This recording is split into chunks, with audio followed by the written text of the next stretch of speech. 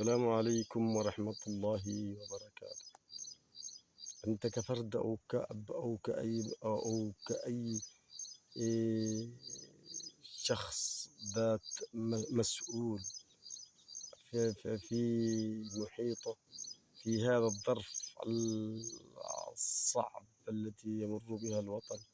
تستطيع أن تجعل هذا العيد جو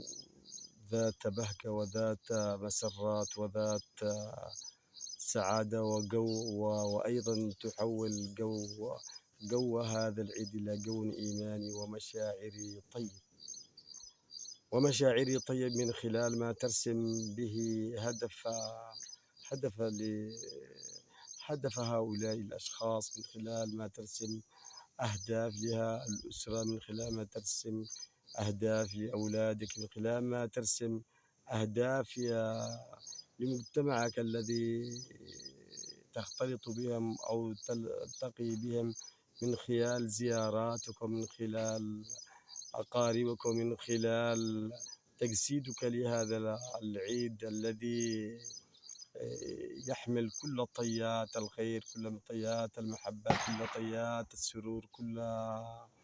أهداف الإيمان، كل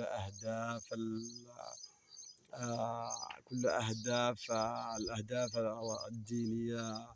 التي يتقدس فيه أركان وواجبات ومسؤوليات،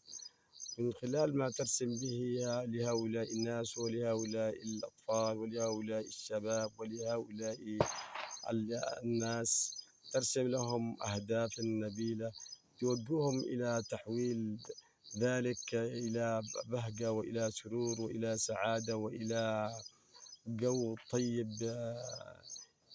وإلى منعطف عظيم يتجاوز كل العقبات، يتجاوز كل العثرات، لا يقبل الاستسلام ولا يقبل الخضوع لليأس أو القنوط أو عدم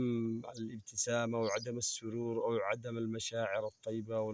والعظيمة التي تربط هؤلاء الناس وتؤلف بينهم وتوحد صفهم وتجعلهم أقوياء حول ما يجري عليهم من هذا الظرف أو ما يحل عليهم أو يجثم. لذلك يستطيع الإنسان أن يتجاوز ذلك بالإرادة وبالإيمان وبالقوة وبالعزم وبالإصرار وبكل أشياء تبدد له ذلك العقبات وذلك العواقب، ومن أجل أن ييسرها أمام محيطه وأمام مجتمعه وأمام أسرته، لأن يتقبلوا ولأن يكونوا ذا إرادة وذا مسؤولية وواجبات يتحملون إكمال مشوارهم وإكمال مشوار الوطن. والسلام عليكم ورحمة الله.